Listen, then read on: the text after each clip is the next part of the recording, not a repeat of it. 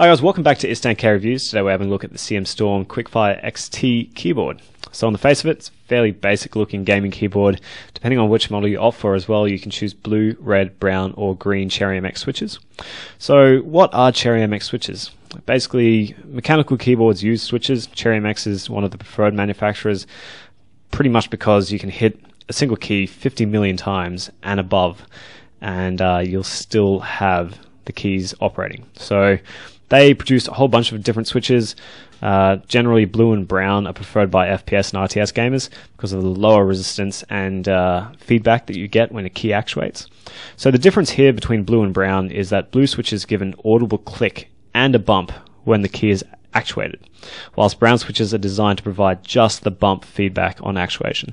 So it's the difference between an audible and haptic feedback versus just haptic feedback. So red and green switches are another story altogether. Red provides the lowest key resistance of all the switches, and green provides the strongest resistance. So again, it's all down to personal preference for professional gamers. They can get this keyboard in blue, red, brown, or green to suit their needs. This particular model I've got here is a CherryMX Blue Switch keyboard.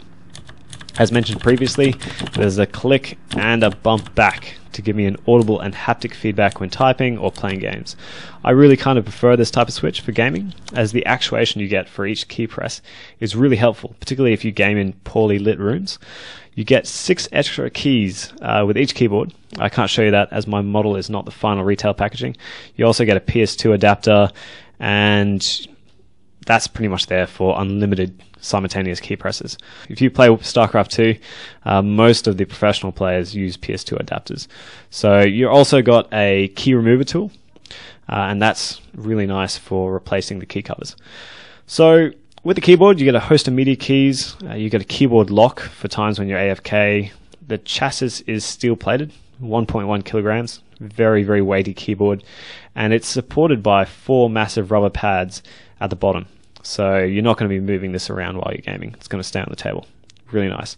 I decided to give the keyboard a really good hit out at League of Legends and Battlefield 3 over the long weekend. I was really impressed, pretty much up to the point that I decided to leave my Razer Lycosa wrapped up in storage. And that's a big deal for me because the Lycosa is a keyboard that I've stood by for almost 5 years now. It's probably one of the best non-mechanical keyboards I've ever used. So to replace it with a mechanical keyboard, it's a big change, but it's a better change in my opinion for gaming. And if you've got any questions about the QuickFire XT keyboard, do let me know. I'll be sure to answer you in the comment section below. It's been Dan K for another review. Hit the like button, subscribe by clicking in the middle of your screen, and I will see you guys next time.